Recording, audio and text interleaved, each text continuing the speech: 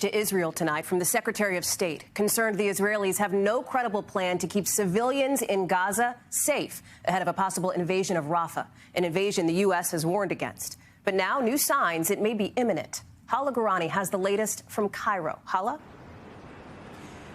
Hallie, renewed Israeli strikes in Gaza are causing alarm among the hundreds of thousands of civilians fleeing Rafah, many saying there is nowhere left for them to go.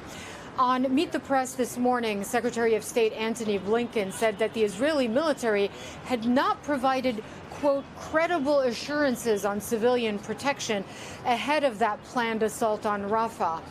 And meanwhile, the Israeli military is operating on multiple fronts inside of Gaza, including in the north and Khan Yunis.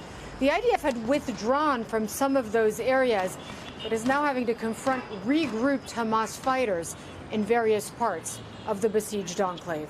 Hallie? Thanks for watching. Stay updated about breaking news and top stories on the NBC News app or follow us on social media.